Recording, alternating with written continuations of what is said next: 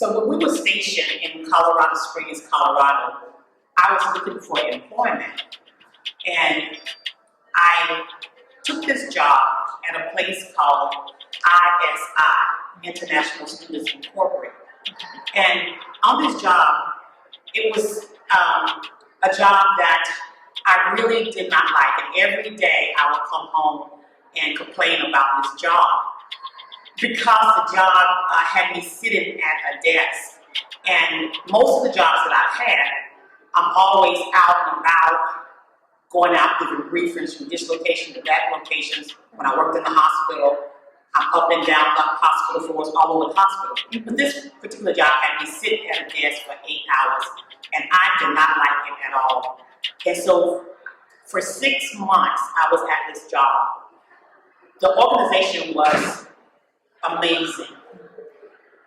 The name of it, again, was ISI, International Students Incorporated. And the mission of this organization was they would send out individuals to our colleges and our universities to come alongside of our international students that were coming from all over the world. And so they had people that they would train to go to these colleges to befriend these international students so that perhaps these international students will accept Jesus into their lives. And when they return back to their country, they would become missionaries to their own people. Who could better win their own people than them? And so for 6 months, I was at this job because later on, I realized that the Lord wanted me to learn this concept of reaching the nations from your home front. And so I forgot about the job. And when I came here to Fort Bragg, the Lord brought that concept back to me. And what the Lord said to me is that we have the world at our door. Here at Fort Bragg, we have people coming from all over the world. Now I want you to use that same concept, and as you run into people, young ladies who are here from another nation, you befriend them, you love on them. And then when they leave here, go back to their home country or go to another location, they take the gospel with them. And so it was all that 6 months was to train me that we have the world at our door.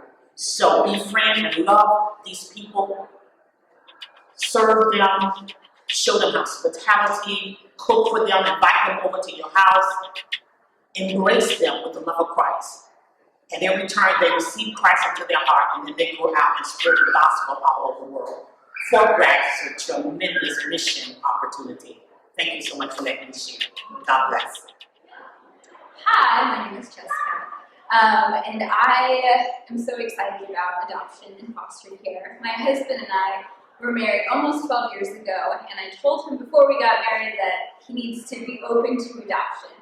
I was taken in as an ex-Mexican placement when I was 11 by my aunt, who was fully adopted in the 70s by my grandmother. And so I knew that adoption was really big in my heart. And so my husband said, sure, it's something we can talk about and take.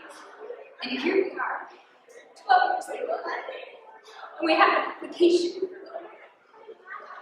And I think about who we are in the body of Christ, and we are adopted. And what a gift that we get to extend that. And not only talk about the gospel, but live the gospel. And that His love and His grace is extended to us in a way that we get to share that with others. So even though there's brokenness in this world, there's so much redemption. Not only by His example for us, but to us through love and the gift of adoption. So I think about our story and the work that God did in my heart and my husband's heart and the hearts of generations so that we get to accept our daughter into our family, just like we're accepted into Christ's family.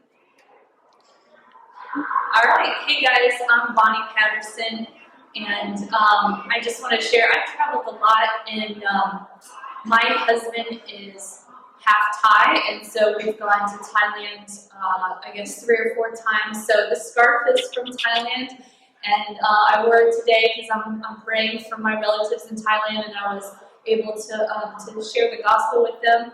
But they weren't very receptive. But you know, like we learned about this morning, that we just have to keep praying and we have to keep trying. And good news that happened is that God has blessed us that we were able to go to China and adopt my 2 boys from China.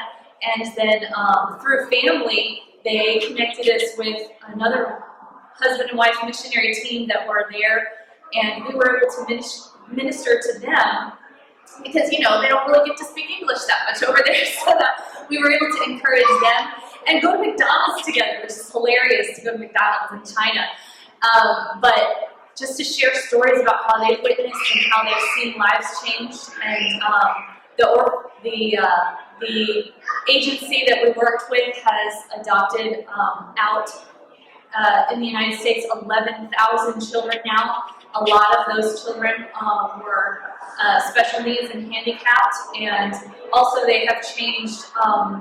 They supported orphanages over there, and there's many secret Christians over in China in the underground churches. So it was really cool to learn more about the Chinese culture, and through my children, and I learned some Mandarin, and to connect that. And I still keep in touch with missionaries that are there today and encourage them and pray for them. And so keep your mind open that you can support missionaries as well, even if you can't go there yourself, and pray for them. It's really amazing. Also, like through my boys, they're 7 and 8 now. We connected with somebody through the library. You never know where you're going to meet other people that God is going to have you witness to and to encourage each other. And I met another lady there who had a little preschooler like mine, and we're just going to the little song hour and stuff. And of course, I look different. My boys are Asian and I'm white, so I stand out a little bit.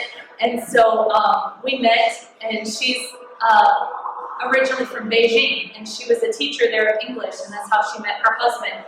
And so she connected with me because her husband kind of poked her and said, "Hey, you should practice your English more." And so we were able to do a language exchange as well. And I've done this in another city before with Spanish ladies, that I help other people work on their English that they're shy and embarrassed about, and then I get the blessing of learning that language as well, and learning about the different cultures and sharing our Christian faith. And I was really inspired by her because she went to church in China when they had machine guns at the door, the guards.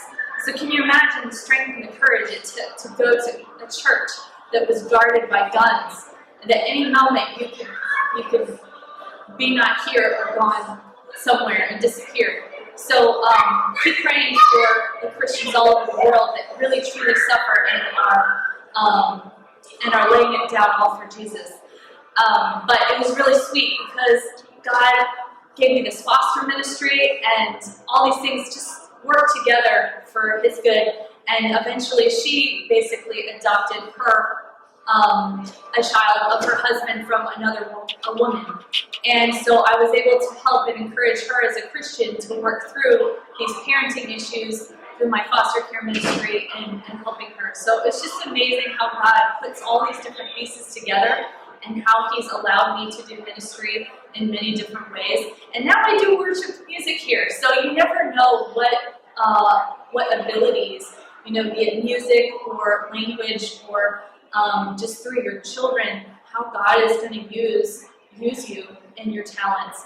So just have an open-minded heart and pray about it, and He's going to use you for His good glory. Hello, my name is Marcella Woodard, and I have shared the gospel in many ways. I've shared it on Facebook. I've tried to share it with neighbors and my children, but that's how I've shared the gospel, and I think we need it more than ever right now, so that's everything. Hello, I just wanted to hop on here real quick and share my story about how I've shared the gospel with others. I think one of the biggest things you can do as a parent is to share the love of Jesus Christ with your children, and I've had the honor and privilege of doing that with my 2 little angels on earth, Eric and Evan. And as they've gotten older, to see their relationship and love for Jesus Christ grow has been like the greatest blessing. And when they accepted Jesus Christ as their Lord and Savior, and were baptized at the church, where they were also blessed, given a baby blessing over 10 years ago, has just been this amazing thing. And seeing them go out into the world and make friends and share their love of Christ with their friends, it's just been such a joy, and I'm so privileged and honored to have been witness to that. Thank you so much for allowing me to share that with you today.